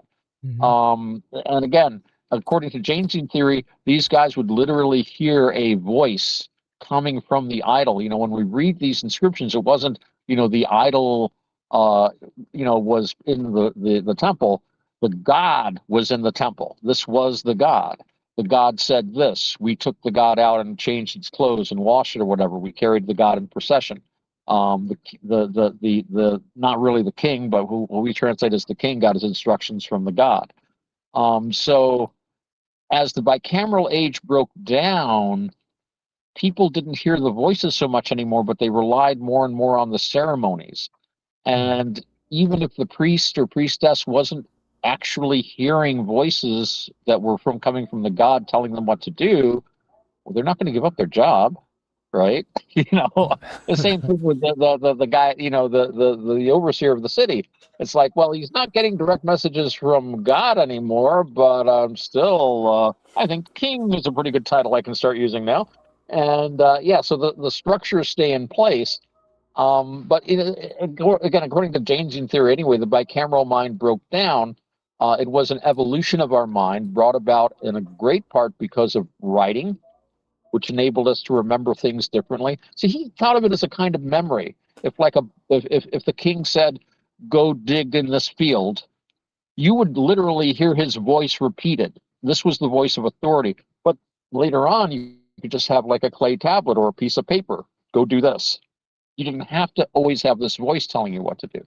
And the thing about having a whole society based on people listening to voices, that can work up to a point, as long as everything is very stable, as long as everybody is raised very uniformly. Everybody is basically, for us, it would be a very insect-like existence.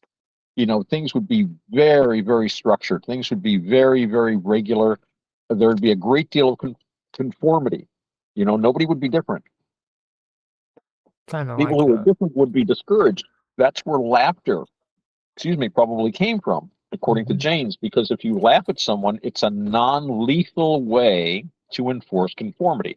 If, in other words, everybody is supposed to be digging in this field, and then one of the guys hears the wrong voice, tells him to go dig in that field, everybody can turn and laugh at him. He'll see what's going on, and then he'll hopefully hear the right voice or figure out what's going on. You don't have to just kill him. As you find in the Bible, where the man who was gathering sticks on the Sabbath is slain at the orders of Moses, I believe, because he broke the rule. He gathered sticks on the Sabbath. You can't have that.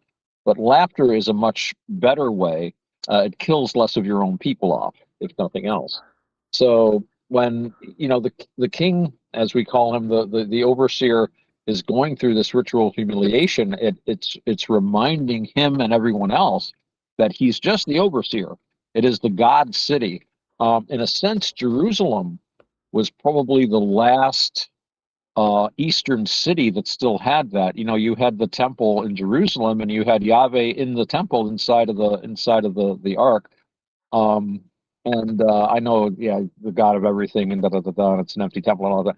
But still, the idea of you've got a temple in the city, and the city is built around the temple, and the God owns the city, and the priests tell the city what to do, and everybody. And that was, every city was like that. That was Marduk's city, that was Enlil's city. This is Jehovah's city. This is this guy's city.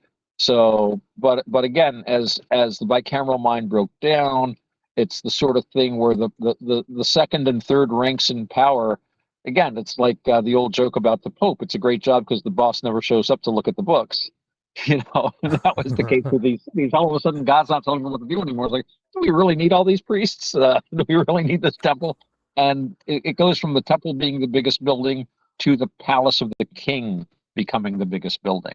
And then, of course, later on, we saw that it wasn't the palace of the king so much the biggest building anymore. It became the church, became the biggest building in Europe. And then after that, it became the stock exchanges, and the businesses became the biggest buildings, which are the biggest buildings we have now. I don't know what the next biggest building is going to be, but it'll be interesting to see. I think it's going to be it's going to be underground more than anything else. It will, and it'll probably be an AI data center. Probably. I think that's going to be our next. I think our only next logical direction is down into the earth. We're tired of living on the surface of the planet. We're going underground. It's something Isaac Asimov used to write about. You ever Mhm. read any of his science fiction stories? Now, Asimov, I was wanting to do one that he had. He's the one who inspired a lot of scientists, believe it or not.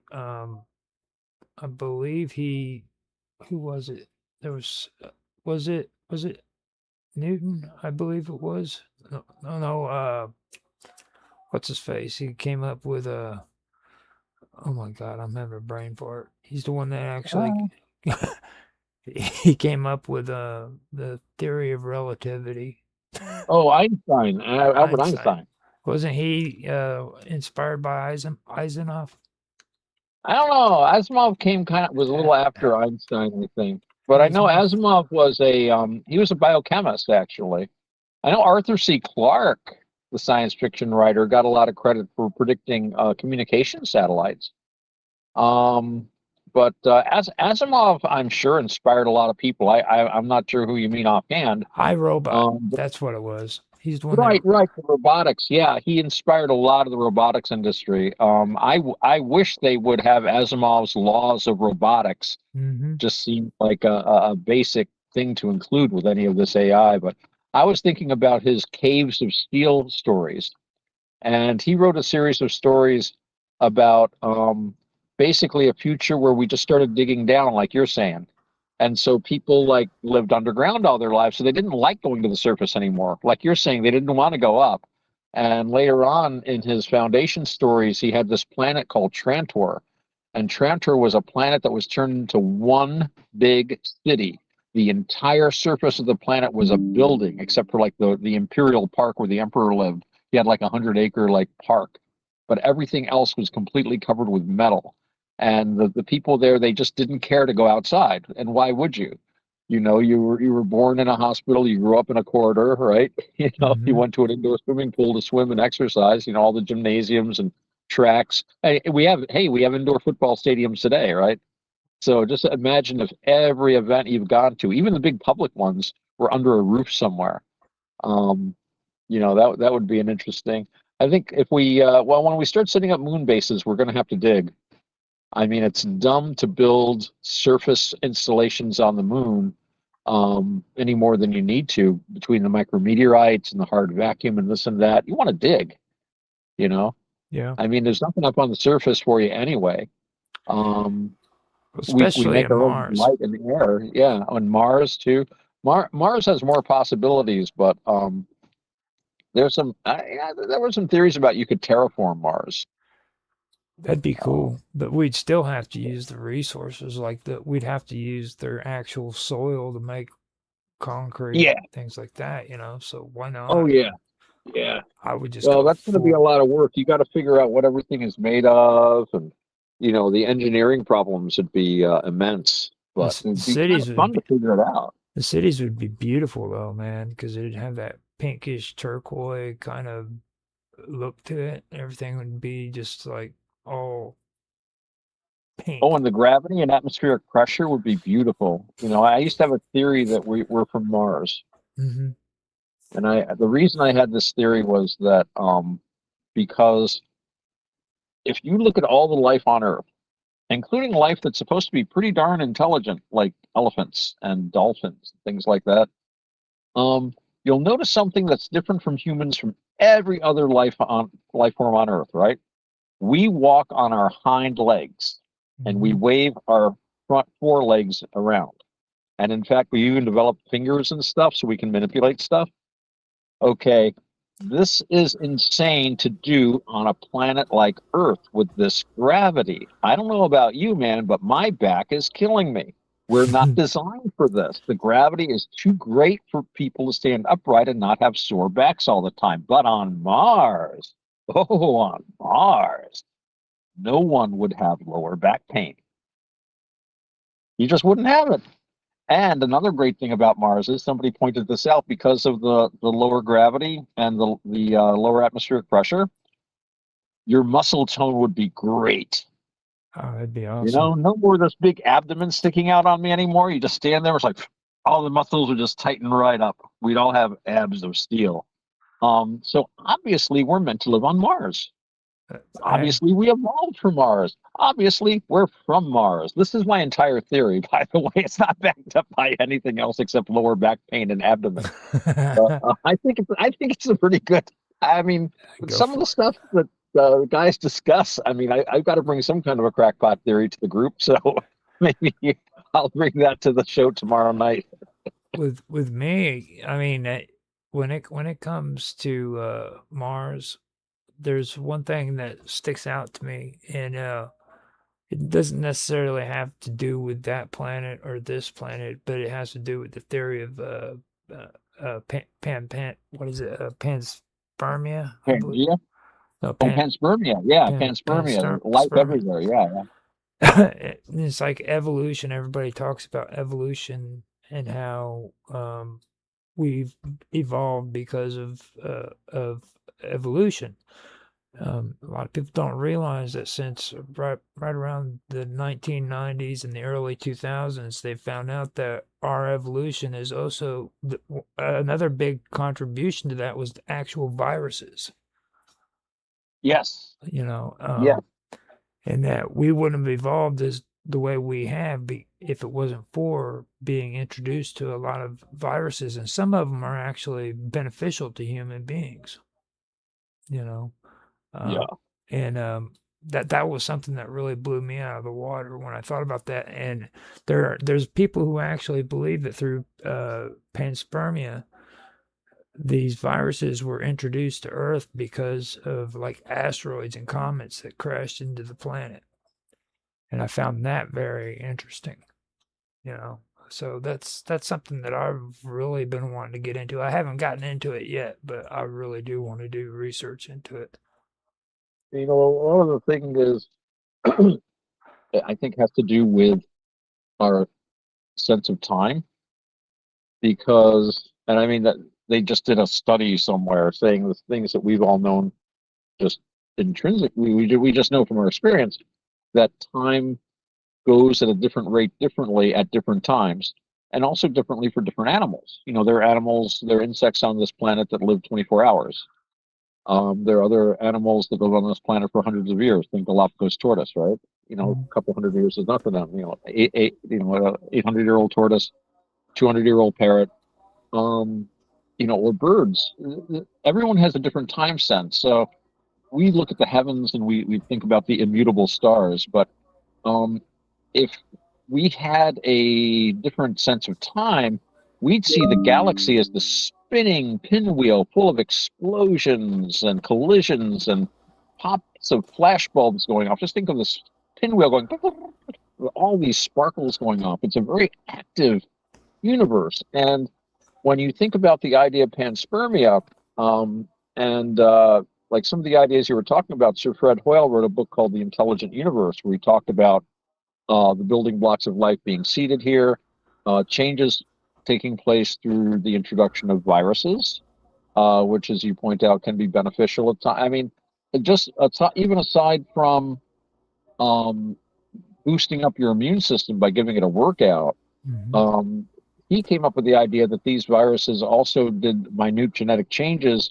that cause the activations of parts of your DNA that they call junk DNA, but which some people think are future genes that will be needed as conditions change on the planet, almost as if there's some sort of a plan. But now this would take billions of years, but that's just to us. You know, on a certain level, billions of years are an eye blink. It's Hmm. like, you know, just drop this dye into on the slide, you know, and watch it like, you know, travel through all the different layers of the onion or whatever it is. To us, that takes a moment. If you were like a being on the level of the onion, it might take, you know, billions of years for this to happen. So yeah, the idea that you could wash a planet with life, wash it with building blocks, wash it with materials that it needs, wash it with instructions from viruses and stuff to change the DNA, and then wash it with things like mushroom spores, which I was having this discussion with someone else not long ago about the fact that I think mushrooms come from outer space. And I think this is so because mushroom spores can survive in outer space, and you don't evolve an ability to do something unless there's a reason to do it.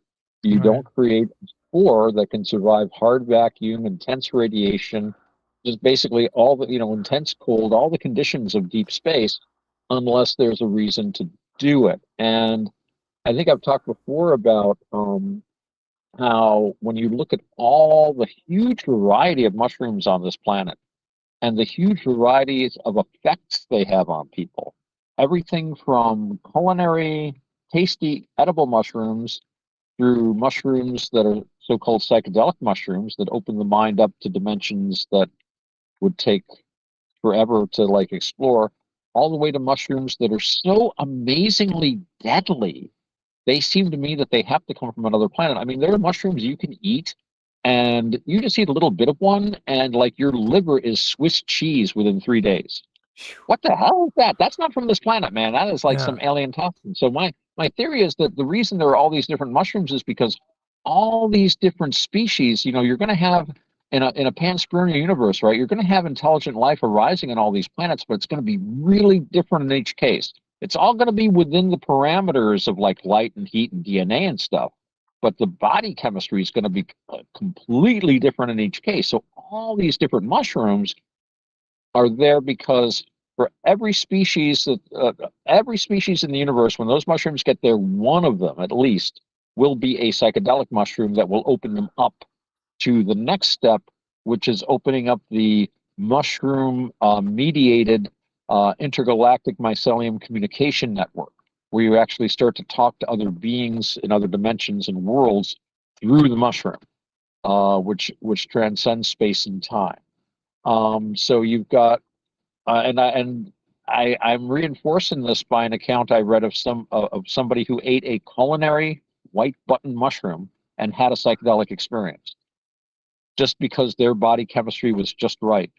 So my theory was that any mushroom is potentially psychedelic depending on what species you are, what planet you're living on, and what time and dimension you're in. So yeah, that's my mushroom theory. It's a very interesting mushroom theory. I And like it. when you look at that, it reminds me of an episode of Ancient Aliens I seen years ago, and it was Mm. actually a good one. It was where this old guy he was um I'd like to say biologist. Yeah, biologists are the ones that do the research on the Earth and stuff, right? No, that's a Well, geologist is the earth. geologist. Biologist, yeah, He geologist. he's a Yeah. geologist, and he went to South America, or no, the Arctic. He went North Pole, and he wanted to get ice samples up there. And the reason why he wanted to get ice samples up there is because he wanted to prove that panspermia occurred through a comet, I believe it was, because comets Oh, have okay. ice that gather on their tails, and he believed that spores came off of the back end of comets, and they're the ones that seeded the Earth with what we Oh, determine as life.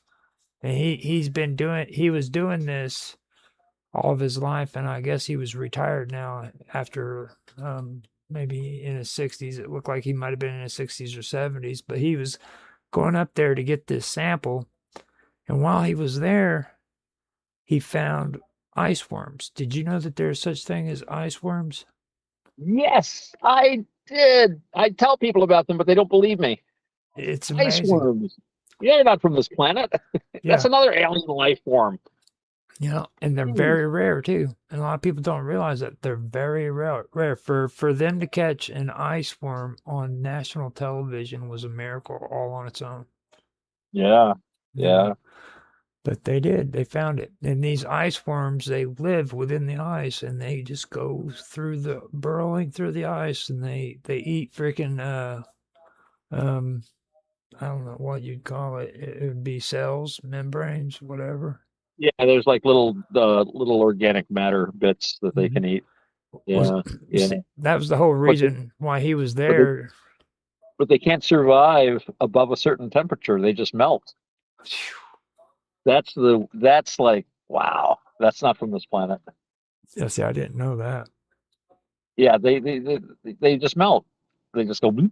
They have to be at a certain temperature. I forget what it is, and if they get above that, they can't survive. They have to be in the cold. So that makes them even cooler in my book.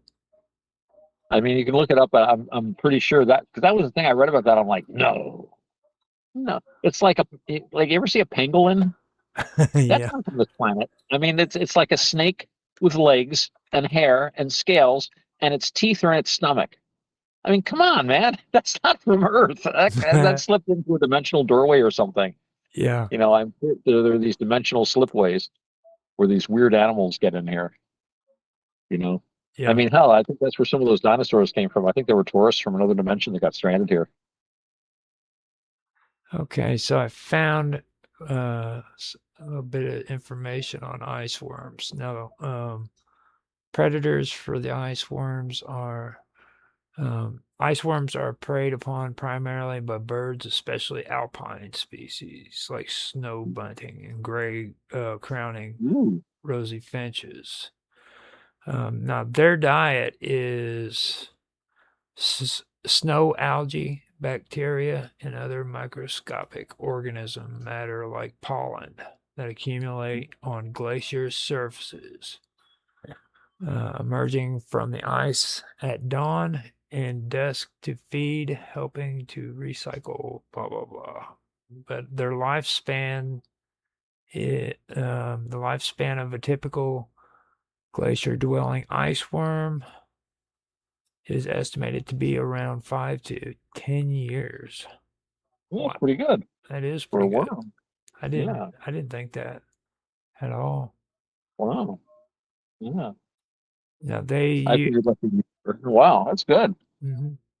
Now they survive freezing temperatures by using specialized antifreeze proteins, AFPs, maintaining Nice. maintaining high ATP levels. I don't know what ATP means for I used energy. to know, but I forgot. Yeah, it's an energy thing. I used to know what it meant, but I forgot. Ha, That is cool. I pulled it all up for you because I knew cool. that really is an interesting. That's very interesting. Ice worms are probably the coolest things I've talked about so far. Yeah, just That amazing. like I've completely forgot about the ice worms until we had this conversation. To be honest with you, I and hadn't thought about them in quite a while, but thanks for reminding me. well, the thing about ice worms that really gets me is like if Wow. you look at them in a microscope, Uh, they look like horrible, monstrous freaking aliens that can like bite your face off. I, uh, I think a lot of our monsters come from the insect world. mhm. They are really scary when you look at those little critters, wasps and bees and praying mantises and ice worms and annelids. They had And a they when we think of like dragons, it's really just like a giant serpent, you know. yeah.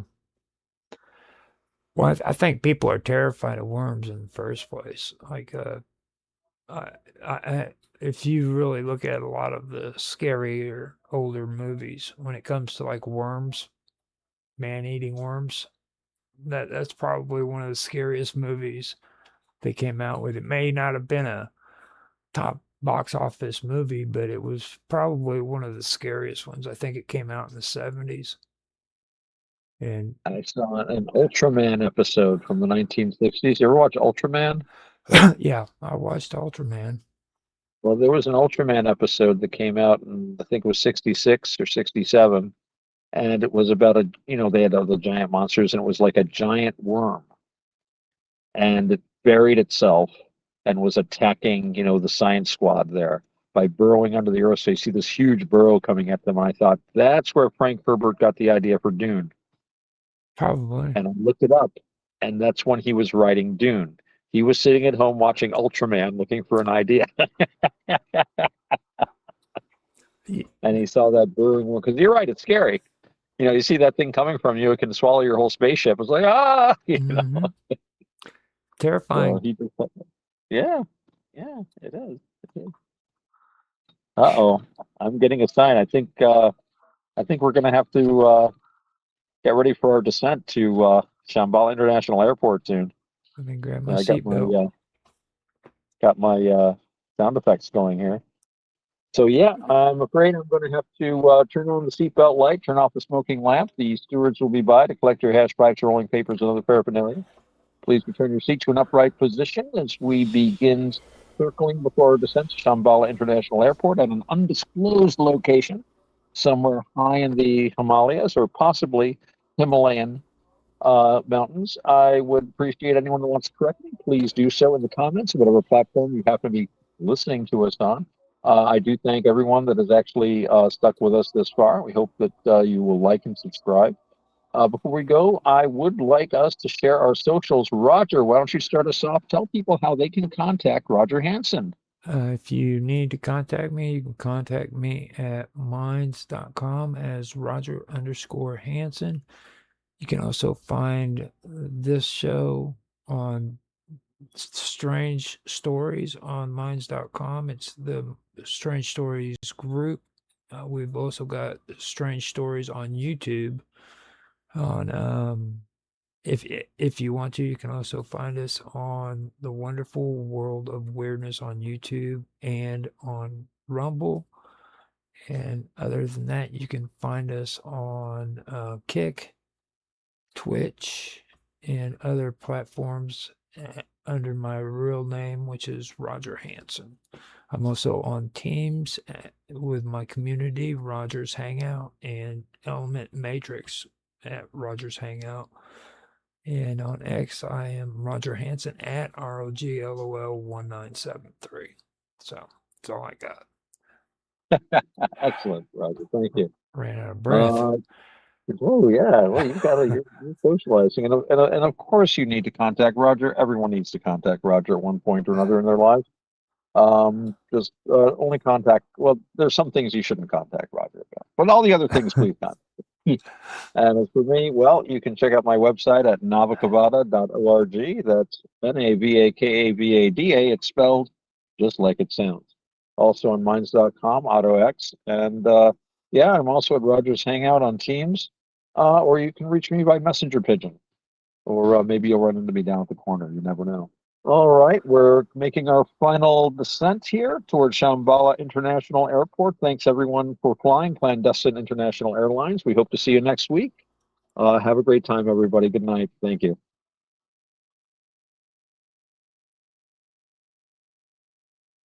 Okay, I believe we've got it. Excellent. That came out pretty good.